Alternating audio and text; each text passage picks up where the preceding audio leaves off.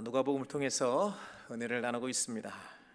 지난주에는 구약에 예언된 예수 그리스도의 길을 예비하는 광야에 외치는 소리였던 세례 요한을 통해서 은혜를 나눴습니다. 세례 요한의 외침은 단호하고 분명합니다. 그리스도를 기다리는 우리에게 필요한 것은 바로 회개라는 거죠.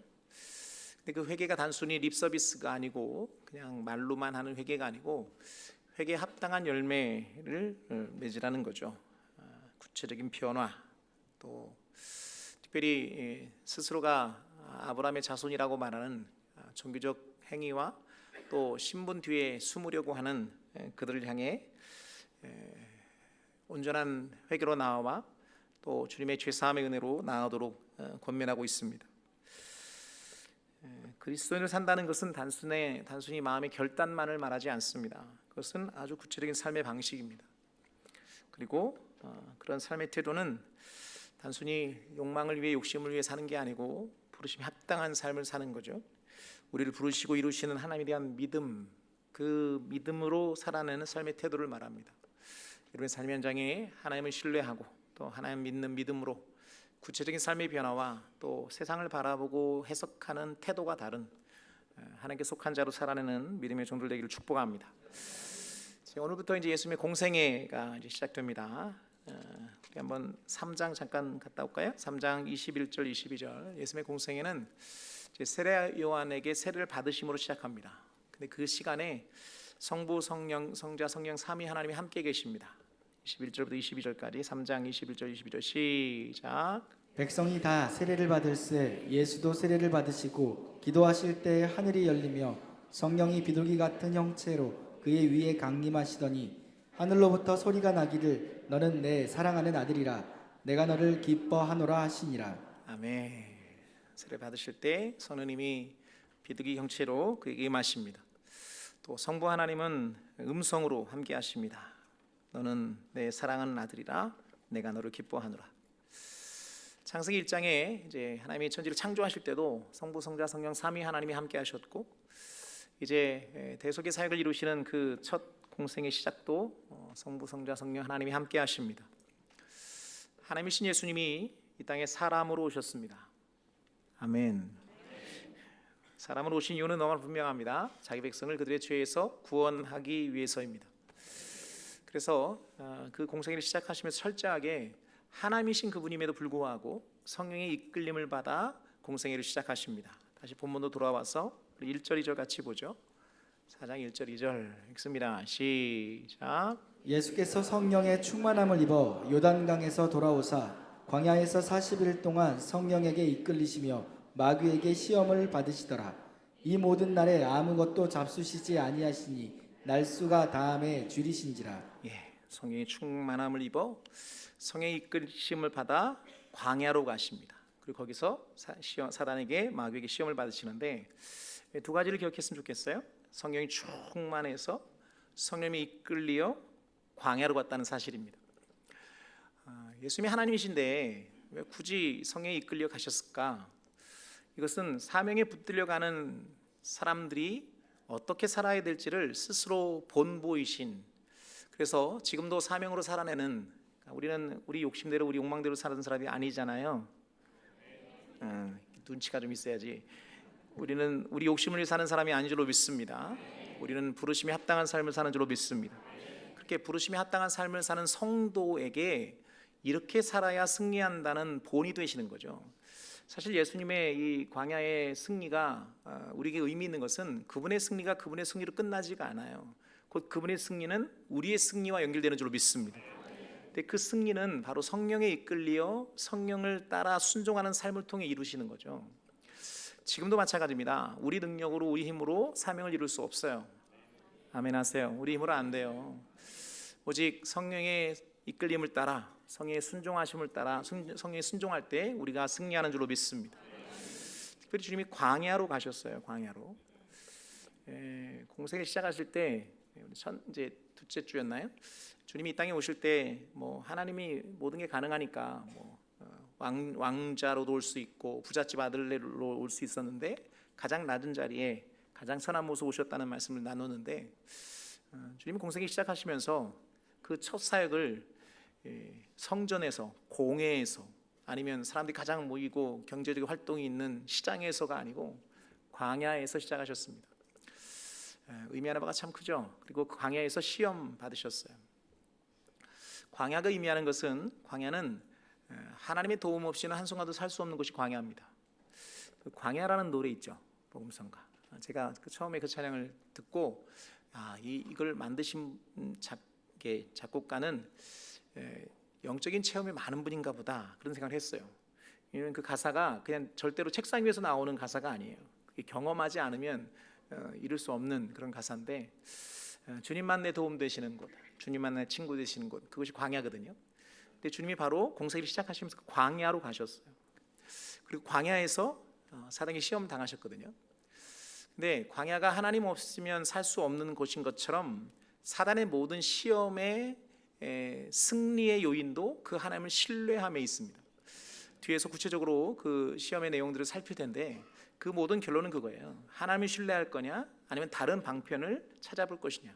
사단 끊임없이 하나님 외에 다른 방편들을 우리에게 요구하고 그걸 통해 무언가를 우리를 계속 유혹해내죠. 근데 사단의 유혹이 아무리 강력해도 우리가 하나님만을 신뢰한다면, 하나님만을 붙든다면 모든 사단의 시험에서 이길 수 있는 줄로 믿습니다. 예수님이 본보이신 승리이고 그 승리인 곧 우리의 승리인 줄로 믿습니다. 우리 한번 요한복음 말씀 가볼까요? 주님이 친히 하신 말씀에 16장입니다. 요한복음 16장 33절 같이 읽죠? 시작. 이것을 너희에게 이르는 것은 너희로 내 안에서 평안을 누리게 하려 함이라. 세상에서는 너희가 환난을 당하나 담대하라, 내가 세상을 이기었노라. 할렐루야. 이 주님의 승리가 곧 우리의 승리인 줄로 믿습니다. 환난이 없지 않아요. 분명히 환난을 당해요. 그러나 그 환난을 이기는 줄로 믿습니다. 시험이 없지 않아요. 그런데 그 시험을 이기는 줄로 믿습니다. 주님의 승리가 곧 우리의 승리와 연결됩니다. 그런데 다시 강조합니다. 그 승리는 우리 힘으로 이루는 승리가 아니에요. 성령을 따라 행할 때 그 성령으로 말미암아 하는 승리인 줄로 믿습니다. 그래서 축복합니다. 여러분, 성령을 따라 행하는 자 되길 소망합니다. 그래서 하나님의 뜻을 이루어내는 삶에서 승리하는 믿음의 귀한 종들 되기를 주님의 이름으로 축복합니다. 자, 이제 그 내용으로 들어가 보죠. 구체적으로 이제 시험의 내용을 살피기 전에 먼저 우리가 살필 게 좀 있어요. 우리 먼저 3절을 같이 한번 읽겠습니다. 3절 본문입니다. 누가복음 4장 3절 시작. 마귀가 이르되 내가 만일 하나님의 아들이여든 이 돌들에게 명하여 떡이 되게 하라. 내가 만일 하나님의 아들이여든. 9절도 볼까요? 9절 읽겠습니다. 시작. 또 이끌고 예루살렘으로 가서 성전 꼭대기에 세우고 이르되 내가 만일 하나님의 아들이여든 여기서 뛰어내리라. 내가 만일 하나님의 아들이여든, 그러니까 하나님의 아들이거든 돌이 떡이 되게 하든지 뛰어내리든지 하라는 거죠. 여기서 우리가 아주 중요한, 사단이 우리가 바른 신앙으로 신앙하지 못하도록 하게 하는 아주 중요한 이 공격의 어떤 루트가 있습니다. 그것은 우리 스스로가 자신이 하나님의, 우리가 어떤 존재인가를 증명해 내라고 하는 유혹이에요. 결론부터 말하면 바른 신앙은 나의 존재를 증명하는 방향으로 가지 않습니다. 즉 우리의 존재를 드러내는 싸움이 아니에요. 내가 얼마나 강한지, 내가 얼마나 종교적 행위를 열심히 하는지, 내가 얼마나 많은 일을 하고 있는지, 또 아니면 내가 많은 업적을 이루었는지로 승부가 나지 않아요. 그러니까 결국은 이런 내가 행해서 증명해내는, 내가 스스로 하나님의 자녀인 것을 내가 이룬 무엇으로 증명해내려고 하는 방향은 결국은 나를 나되게 하신 하나님을 바라보지 못하게 하는 사단의 고도의 전략이에요. 참된 신앙은 하나님을 바라보는 거예요. 그분으로 말미암는 거예요. 우리 연약함과 상관없이 그분이 강하세요. 우리의 부족함에도 불구하고 하나님이 우리를 붙드세요. 그러니까 믿음의 주여 온전케 하신 예수를 바라보자 하는 히브리서 기자의 그 고백이 내 어떠함과 상관없이 나를 창세전에 예정하시고 나를 성령 안에서 효과적으로 부르시고 마침내 자녀로 삼으시고 그렇게 자녀로 살게 하시는 그래서 마침내 이기게 하시는 하나님을 바라보는 것이 신앙의 핵심인데, 사단은 끊임없이 그분을 바라보는 시선이 아니고 내가 어떤 존재인지, 내가 얼마나 대단한 사람인지, 내가 얼마나 의지가 강한지, 내가 얼마나 종교 열심인지에 자꾸 무게중심을 두게 하는 거죠. 그러면 결론적으로 어떻게 되냐면, 그렇게 되면 사단이 까부는 대로 까불림 당하게 되고요, 결정적으로 신앙의 누림과 또 참된 신앙의 자유를 못 누려요. 결국은 번아웃되고 끝나는 거예요. 사단이 계속 우리를 그 방향으로 몰아가는 거죠. 이단들도 마찬가지예요. 자꾸 뭘 해서 아들 되라는 거예요. 다시 말하지만 우리가 하나님의 자녀된 것은 우리의 공로나 우리의 의지로 된 게 아니에요. 하나님의 주권이에요. 은혜로 된 거예요.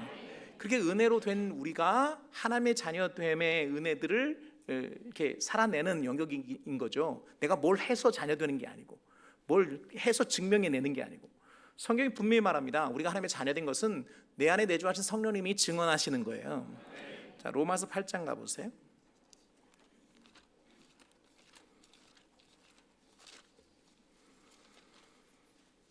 16절 읽겠습니다. 로마서 8장 16절 읽겠습니다.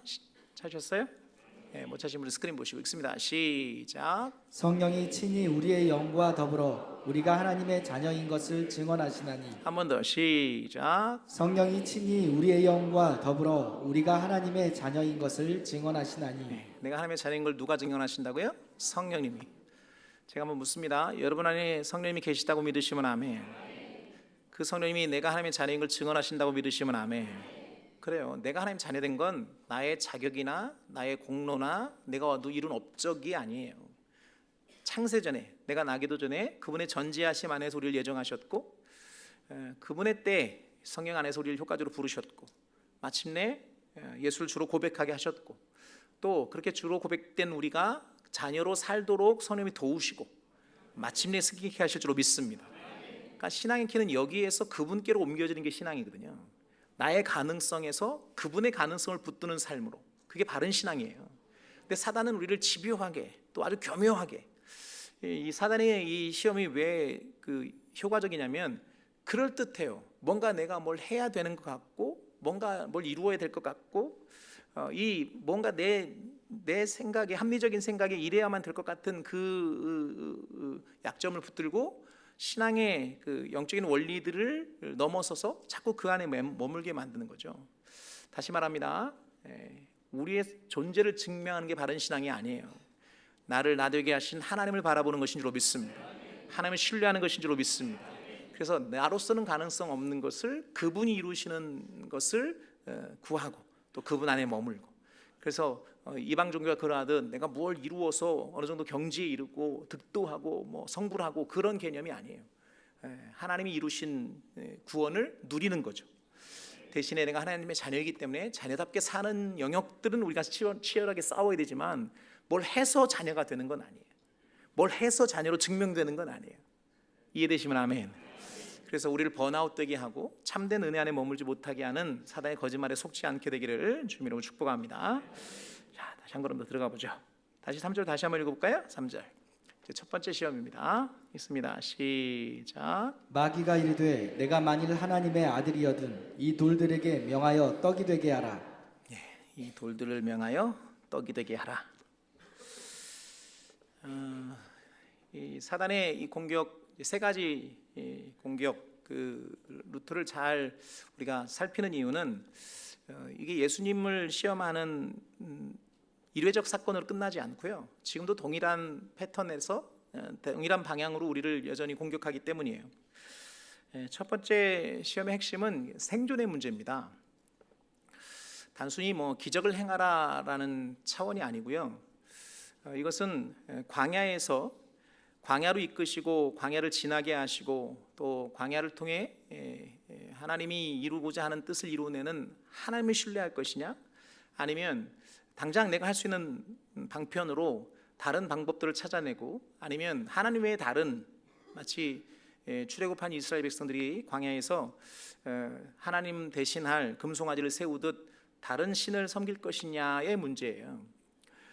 단순히 저녁 시간이 점심 먹은 지 오래돼서 배고픈 정도가 아니고요, 지금 예수님이 40일을 금식하셨어요.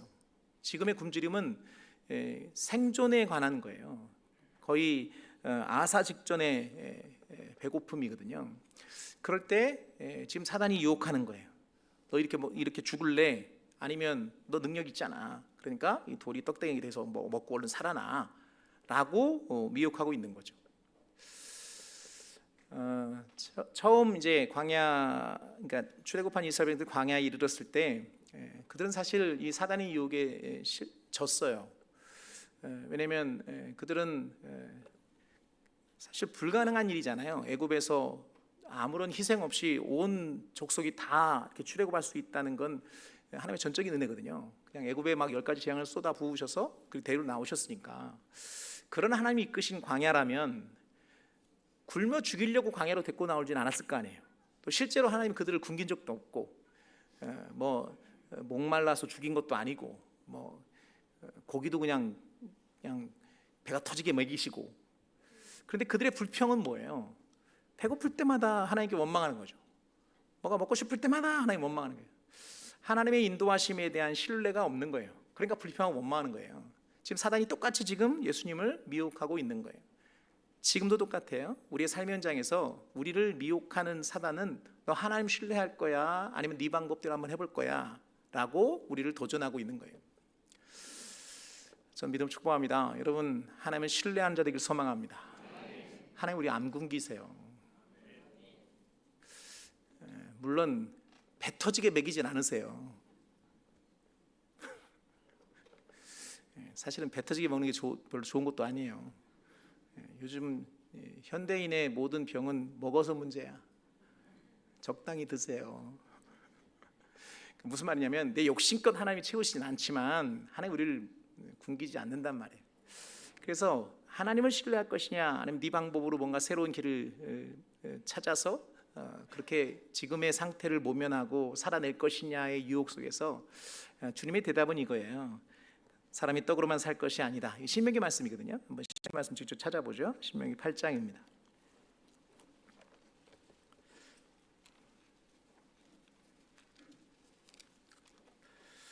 2절부터 볼까요? 4절까지.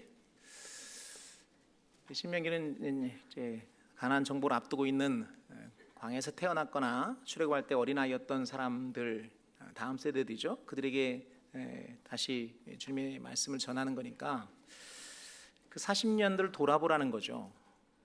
읽겠습니다. 2절부터 4절까지 시작. 내 하나님 여호와께서 이 40년 동안에 내게 광야길을 걷게 하신 것을 기억하라. 이는 너를 낮추시며 너를 시험하사 내 마음이 어떠한지 그 명령을 지키는지 지키지 않는지 알려 하심이라. 너를 낮추시며 너를 줄이게 하시며 또 너를 알지 못하며 내 조상들도 알지 못하던 만나를 내게 먹이신 것은 사람이 떡으로만 사는 것이 아니요 여호와의 입에서 나오는 모든 말씀으로 사는 줄을 내가 알게 하려 하심이니라. 이 40년 동안에 내 의복이 헤어지지 아니하였고 내 발이 부르트지 아니하였느니라. 아멘. 의복이 헤어지지 않았고 발이 부르트지 않았다. 너 안 굶겼다. 너 목말라 죽이지 않았다. 근데 이스라엘 백성들은 끊임없이 배고프다고 목마르다고 고기 먹고 싶다고 불평했단 말이죠. 지금 떡으로만 사는 게 아니에요. 하나님의 말씀으로 사는 줄로 믿습니다. 그러니까 하나님을 신뢰하는 삶을 살 것이냐 아니면 내 욕심을 이루며 살 것이냐, 이 문제는 끊임없이 우리 신앙 안에 대두되는 사단의 유혹이에요. 결론부터 말하면 하나님 여러분 안 굶기십니다. 여러분 안 죽이십니다. 히브리서로 가볼까요? 히브리 13장입니다. 그래서 이게 자족의 문제와 연결되어 있는데요. 13장 5절 보시죠.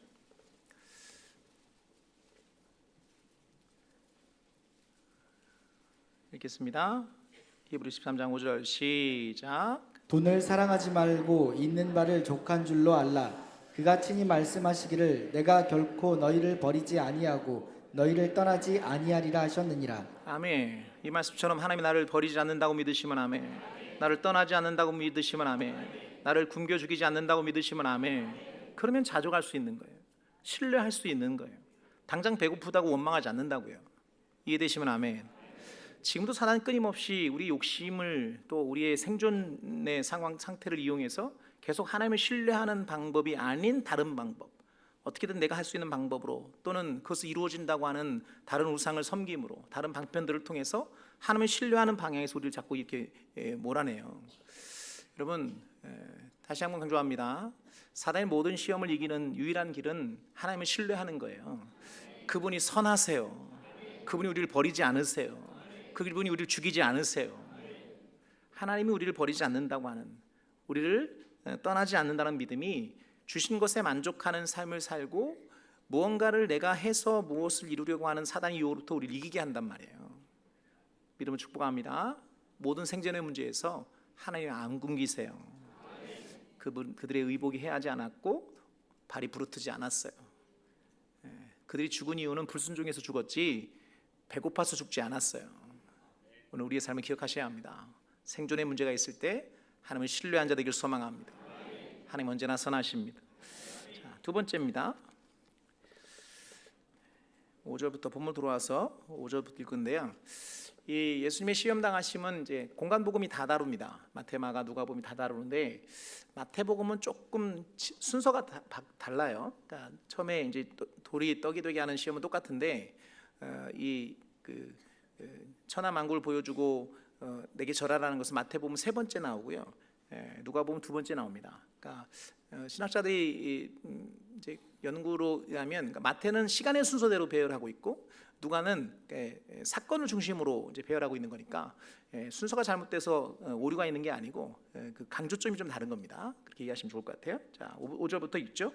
7절까지 읽겠습니다. 시작. 마귀가 또 예수를 이끌고 올라가서 순식간에 천하 만국을 보이며 이르되 이 모든 권위와 그 영광을 내가 내게 주리라. 이것은 내게 넘겨준 것이므로 내가 원하는 자에게 주노라. 그러므로 내가 만일 내게 절하면 다 내 것이 되리라. 내가 내게 절하면 다 내 것이 되리라. 근데 다 내 거 된다는데 그냥 절하고 가질래요? 여기서 아멘 하는 사람 없겠지? 자, 두 번째 유혹은 인간의 욕구 또는 욕망에 관한 겁니다. 즉 권력과 힘을 가지려고 하는 거죠. 사실 이렇게 객관적으로 보면 지금 사단이 준다고 하는 거 사실은 그게 하나님의 권세 아래 있습니다. 사단이 줄 수 있는 게 아니에요.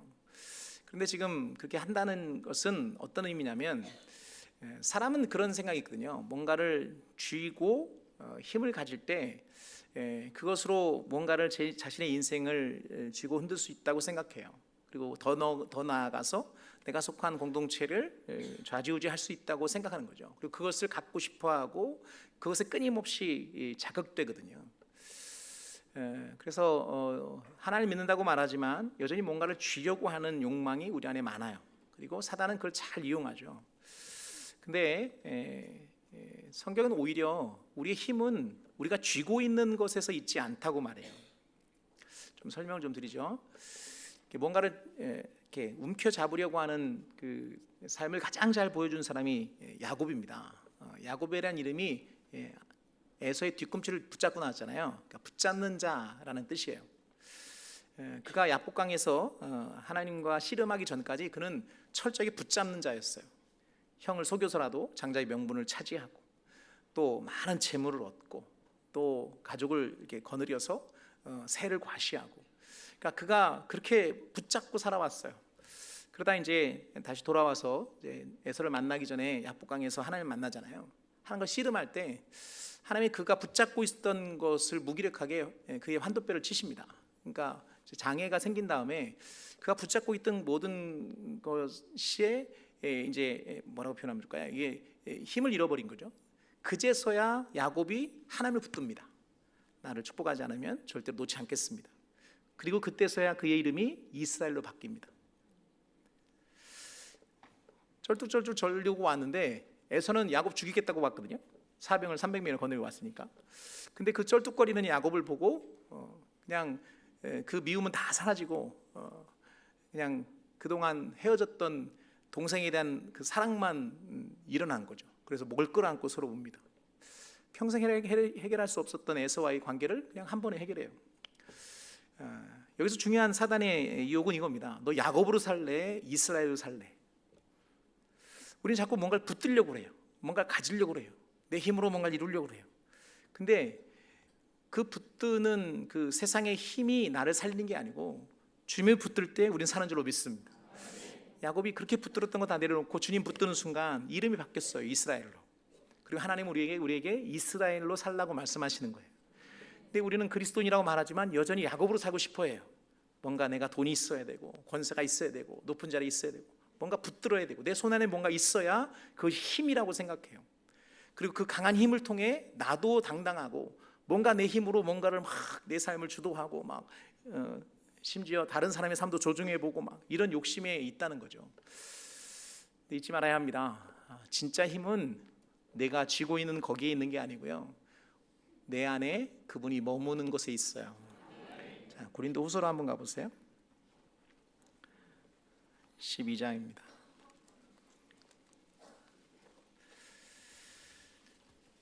우리 강단에 많이 인용된 말씀이니까 9절 10절 같이 읽죠. 고린도후서 12장 9절 10절입니다. 읽겠습니다. 시작. 나에게 이르시기를 내 은혜가 내게 족하도다. 이는 내 능력이 약한 데서 온전하여짐이라 하신지라. 그러므로 도리어 크게 기뻐함으로 나의 여러 약한 것들에 대하여 자랑하리니 이는 그리스도의 능력이 내게 머물게 하려 함이라. 그러므로 내가 그리스도를 위하여 약한 것들과 능욕과 궁핍과 박해와 곤고를 기뻐하노니 이는 내가 약한 그때의 강함이라. 할렐루야. 약할 때가 강함이라고 믿으시면 아멘. 왜 약함이 강함이 돼요? 그 약함에 하나님의 능력이 머물러요. 그 능력이 우리를 강하게 하는 줄로 믿습니다. 그리고 그게 진짜 강함이에요. 내가 붙들고 있는 그것이 나를 강하게 하는 게 아니고 내 안에 머무신 하나님의 능력이 진짜 강함이에요. 이게 전능자의 능력이고 전지자의 능력이에요. 하나님의 능력이에요. 그러니까 성도는 기본적으로 내 힘으로 사는 사람들이 아니에요. 하나님의 능력을 힘입어 사는 사람들이지. 근데 지금 사단이 유혹하는 게 뭐예요? 그 하나님 능력이 머무는 삶 살지 말고 네가 쥐고 흔들어라는 거야. 절만해. 내가 다 줄게. 돈도 주고 명예도 주고 원세도 주고 네가 한번 쥐고 흔들어 봐. 여러분, 그 유혹이 여전히 신앙 안에 있으면서 하나님이 주시는 은혜 안에 머물지 못하는, 하나님의 능력을 체험하지 못하는, 그전이 여전히 불안해서 내가 무언가를 가져야 되고 그게 없어지면 그냥 큰일 나는 줄 알고 막 벌벌 떠는 그런 삶을 사는 게 하는 거죠. 여러분이 의지하는 게 뭡니까? 하나님입니까? 아니면 다른 무엇입니까? 세상이 말하는 힘, 그게 돈이 됐든 명예가 됐든 지위가 됐든 그거는 사실 한순간에 다 날아갈 수 있는 것들이에요. 우리 옛날 어른들 표현대로 후 불면 날아갈 것들. 근데 우리는 거기를 붙들고 살려고 그래요. 왜 그러냐면 사단이 그걸 그래야 우리를 이제 까불 수 있으니까. 근데 하나님은 후 불어도 안 날아가세요. 그분은 이길 존재가 없어요. 근데 그분이 내 안에 머무는 삶, 이게 성도의 삶이거든요. 근데 지금 사단이 그걸 유혹하는 거예요. 너 하나님 능력 머무는 자로 살래? 붙들고 살래? 근데 우리 자꾸 붙들고 살려고 그래요. 옆 사람한테 알려주세요. 그만 붙드세요. 다른 거 붙들어야 돼요. 알려주세요. 졸다가 뭔 소리야 그러지 말고. 야복방에서 야곱이 붙들었던 하나님 붙들어야 살아요. 그동안 장자의 명분을 찾아야 되고 가져야 되고 내 거 삼아야 되고, 이 야곱이 다 내려놓고 하나님 붙들 때 이스라엘이 됐고 우리는 이스라엘로 사는 거예요. 사단은 이스라엘로 살지 못하도록 우리를 계속해서 야곱 안에 머물도록 우리를 미혹하고 있는 겁니다. 성도의 능력은 가진 것에 있지 않아요. 머무는 것에 있어요. 하나님의 이 안에 머무십니다. 나의 약함에 머무십니다. 그리고 그 능력으로 사는 것입니다. 오늘 하나님 붙드는 자로, 하나님의 능력이 머무는 자로 살아내는 믿음의 종들 되기를 축복합니다. 계속 가죠. 다시 본문으로 와서 9절부터 11절까지입니다. 세 번째는 인정욕구 또는 쉬운 방편에 관한 거예요. 읽겠습니다. 시작. 또 이끌고 예루살렘으로 가서 성전 꼭대기에 세우고 이르되 내가 만일 하나님의 아들이어든 여기서 뛰어내리라. 기록되었을 때 하나님이 너를 위하여 그 사자들을 명하사 너를 지키게 하시리라 하였고 또한 그들이 손으로 너를 받들어 내 발이 돌에 붙이지 않게 하시리라 하였느니라. 예수께서 대답하여 이르시되 주 너의 하나님을 시험하지 말라 하였느니라. 아멘. 그래요. 성전 중심의 사회였던 유대 사회에서 성전은 늘 사람들이 붐비는 곳입니다. 근데 그곳에서 만약에 성전 꼭대기에서 뛰어내렸는데 천사가 받들어서 탁 안전하게 내려왔다. 이거는 한순간에 스타가 되는 겁니다. 더더구나 그 말씀의 인용을 근거로 하면 이런 사람은 메시아로 인정될 수 있는, 메시아로 의심될 만한 그런 기적이거든요. 그러니까 지금 예수님한테 이렇게 유혹하는 거예요. 너 굳이 네가 메시아로 해야 될 사명 뭐 굳이 십자가 지고 고난 당하고 뭘 그럴 게 있냐? 한 방에 해결할 수 있는데 뛰어내리기만 해. 그럼 너 사람들한테 인정받고 순식간에 메시아로 인정되고 뭐 이 쉬운 길이 있는데 뭘 굳이 돌아가니? 라고 유혹하고 있는 거예요. 근데 이 유혹이 굉장히 강력한 이유가 우리 안에 뭔가 세상이 요구하는 결과만 좋으면 과정은 무엇이든 괜찮다고 하는, 심지어 그 과정이 불법이든 뭐 편법이든 상관없이 결과만 좋으면 막 환호하는 세상에서 하나님이 우리에게 요구하시는 것은 결과만을 보지 않으시거든요. 하나님은 과정을 보십니다. 십자가 없이 부활의 영광은 없습니다. 근데 지금 사단의 유혹은 뭐 굳이 십자가 지냐, 지름길이 있는데 뭐 뭐로 가도 서울만 가면 되지. 그게 사단의 유혹이에요. 지금도 강력한 유혹입니다. 여전히 그리스도인들 안에서도 이 세상이 그러하듯 결과만을 추구하는 세상에서 굳이 어려운 그 과정의 길을, 또 그 길을 바르게 가야 되는 그 어려운 길들을 가고자 하는 그 걸음을 그냥 쉽게 지름길이 있으니까 그냥 이렇게 해 하는 유혹으로 우리를 계속 유혹하죠. 여러분 기억해야 합니다. 사단의 유혹이 왜 우리에게 치명적이냐면 하나님 결과만 보지 않으세요. 과정까지 보십니다. 그 하나님 원하시는 과정으로 가다가 혹 결과를 못 내더라도 하나님 칭찬하십니다. 그런데 아무리 결과가 좋아도 과정이 옳지 않으면 불법으로 행한 것에 대해서는 하나님 책망하십니다. 그러니까 하나님의 백성으로 살아가는 삶의 태도, 지난주에 나누었던 성도로 산다는 것은 삶의 방식이 다른 거거든요. 세상을 바라보는 시선과 삶의 방식이 다른 건데 그 방식을 포기하라는 거예요. 뭐 굳이 그렇게 어렵게 가? 이 쉬운 길이 있는데. 여러분 성도로 산다는 것은 효과적인 삶을 사는 게 아니에요. 바른 삶을 사는 거지. 오늘도 계속해서 우리를 유혹하는 게 있을 거예요. 이 방법을 그냥 탁 제해버리는, 그냥 어떤 방법으로든 결과만 얻으면 된다고 하는 거짓말. 거기에 속지 않게 되기를 주님으로 축복합니다. 자, 또 중요한 게 있어서 13절 같이 한번 볼까요? 이 사단의 유혹을 이겨내는 영적 전쟁에서 우리가 절대로 놓치지 말아야 할 것도 있어요.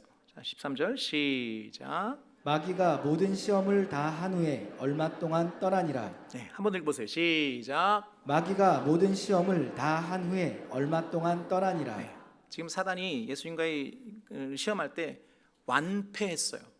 하나도 성과를 거두지 못했어요. 그러면 이 정도 되면 이제 포기해야 돼.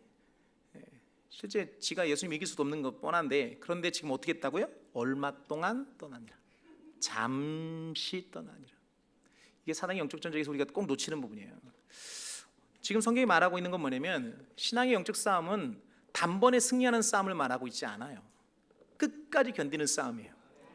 왜냐면 사단은 그냥 우린 그런 남자들이 주로 그런데 한번 그냥 우리 빡 터지게 한번 싸워보자. 그래서 한 방에 그냥 다 끝내버리고 이제 너 끝났어. 너 졌어 이제 꼼짝하지 마. 라고 하고 싶어해요.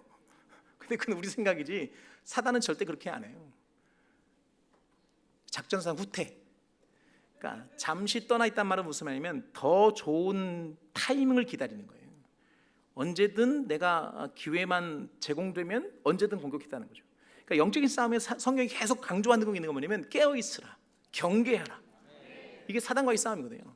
그러니까 우리의 싸움은 그냥 한번 탁 해서 완전히 완벽하게 졌잖아요. 사단이 어떻게 힘도 못 써보고 진 싸움이니까 그냥 그 정도 되면 이제 적을 알았으니까 안 덤벼야 되거든요. 근데 잠시 떠나요. 지금도 마찬가지예요. 사단은 우리를 절대로 한 번 해서 졌다고 도망가지 않아요. 잠시 떠나 있는 거예요. 그 틈을 노리는 거예요. 내가 교만할 수 있든지 아니면 잠시 방심한다든지 그러면 여지없이 공격합니다. 그래서 잊지 말아야 합니다. 끝까지 견디는 거예요. 끝까지 견딘 자는 구원을 받으리라 주님 말씀하십니다. 그러니까 우리의 싸움은 주님이 부르실 때까지 끊임없이 가는 싸움이에요. 그래서 늘 경계하고 깨어 있어야 돼요. 이 세 가지 루트로 보여준 사단의 공격은 어떤 때는 이 방향으로, 어떤 때는 이 방향으로, 또는 두 가지를 한꺼번에 아니면 세 번에 한꺼번에 막 수많은 방법으로 끊임없이 우리 유혹할 거예요. 그러나 분명한 것은 주님이 이기셨습니다. 우리도 주님과 함께 이기는 줄로 믿습니다. 다만 경계하는 거죠. 깨어 있는 거예요. 그리고 우리 모두가 마침내 이기게 하실 하나님의 은혜에 따라 우리도 이기게 될 줄로 믿습니다.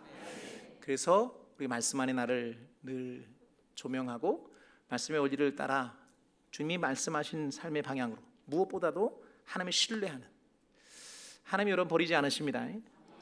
그리고 하나님이 언제나 오르십니다. 세상의 방법이 그럴듯해 보여도 그것은 언제나 그 편법을 쓰는 순간 불의함과 타협하게 돼 있어요. 그건 죄로 우리를 끌고 갑니다. 그러면 망하는 거예요. 좀 돌아가는 것 같아도, 좀 미련해 보여도 바른 길로 가야 돼요. 그래야 그 과정을 통해 아름다운 결과로 나아갈 수 있습니다. 오늘 사단의 유혹을 잘 분별하고 또 그가 집요하게 포기하지 않는다는 사실을 기억하고 한 번 이겼다고 교만하지 말고, 실제로 이렇게 믿음의 거장들이 이렇게 중간중간 무너진 걸 보잖아요. 그런 것 때문에 그래요. 이겼으니까 방심한 거죠. 아니에요. 절대로 방심하면 안 돼요. 이게 무식해요. 사단이 포기라는 걸 몰라. 지가 어떻게 주님을 이기겠다고 덤비겠어요? 그런데 해요. 그리고도 또 포기하지 않아요. 하물며 우리는 뭐 말할 것도 없죠. 늘 깨어 있어야 합니다. 그러나 기억해야 합니다. 두려워할 필요는 없어요. 주님이 승리하신 것처럼 우리도 승리하는 줄로 믿습니다. 세상을 이기는 승리는 우리의 믿음입니다. 바로 주님을 믿는 믿음이고 주님의 선택하신 것에 대한 동일한 선택이고 하나님을 신뢰하는 것입니다. 모든 그 사단의 유혹의 승리의 비결은 하나님을 신뢰하는 거예요. 그분의 선하심을 믿는 거예요. 그분이 나를 포기하지 않는다는 걸 믿는 거예요. 그분의 주권을 믿는 거예요. 그러면 하나님 외에 다른 방편을 말하는 사단의 거짓말로부터 유혹으로부터 이겨낼 수 있습니다. 믿음을 축복합니다. 여러분 모두가 그 승리의 주인공 되기를 주님 이름으로 축복합니다. 기도하겠습니다.